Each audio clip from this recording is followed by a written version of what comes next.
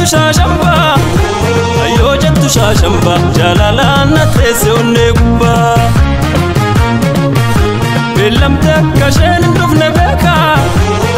Yaa akkam jirtu nagaa jirtu hordoftoota keenya har'a oduu gammachiisaa tokko isiniif qabannee dhufnee jirra. Innis dhaggeeffattoota fi dinqisiifattoota aartii Oromoo hundaaf artistiin cimaan Oromoo artistiin jaalatamaa fi kabajamaan Ibiddoo Galaan sirba haaraa ajaa'ibaa ta'e qabatee dhufee jira.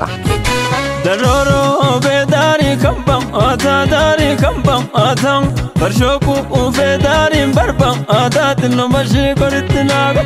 Akkuma beekamu erga Caalaa Gabromsaa sirba kaametti qilleensarra oolcheen booda hongeen muuziqaa Oromoo rukuteera jechuun ni danda'ama.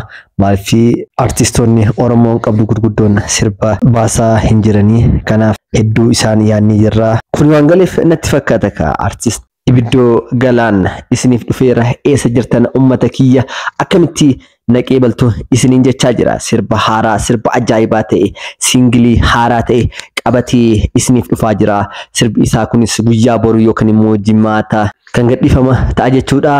Mata dureen sirba kanaas dammee kan jedhu ta'u Biruuk Masqaluutiin kan qajeelfame qabatee isiniif dhufaa jira. Namoota Ibiddoo hin beekneef kanaan dura sirboota babbareedoo haalan namatti tolan hedduu dalagee jira. Kanneen keessaa kanneen inni beekamtii guddaa ittiin argate maal abbaa Malabashi Malabashi Malabashi mana manta badishi Malabashi mana manta badishi Malabashi mana manta walashee simbirree darroo fi kanneen jedhaman qilleensarra oolchuun jaalatamummaa fi dinqisiifannaa guddaa kan argatan ta'uun isaanii ni yaadatama.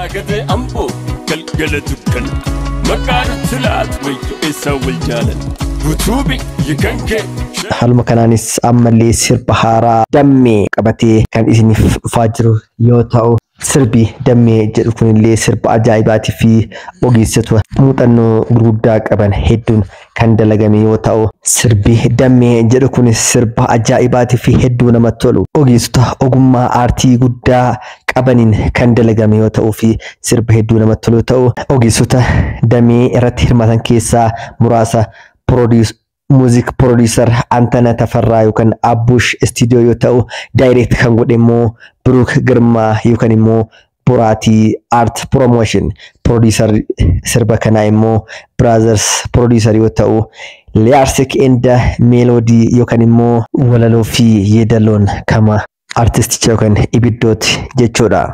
Guyyaa tokko booda isin bira gaaruuf qophii xumuree jira jechuudha.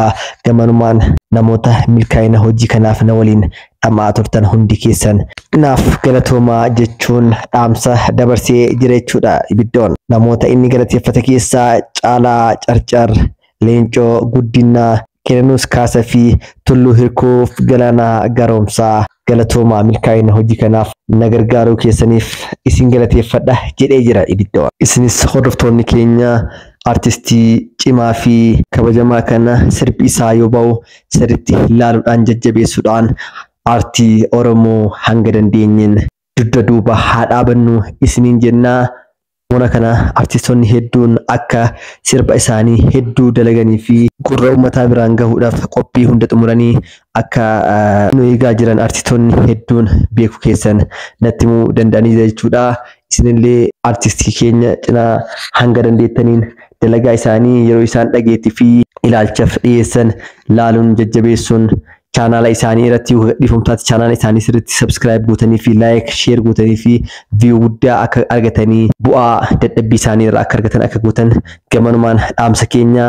Namoonni channel kanaafis haaraa taatan like subscribe gochuudhaan maatii ta'uudhaan oduulee wantoota bashannansiisoo fi bohaarsoo yeroo yerootti gadhiisnu haala salphaa ta'een argachuu hin dandeessanii galatooma nagaan nuuf tura horaa deebana.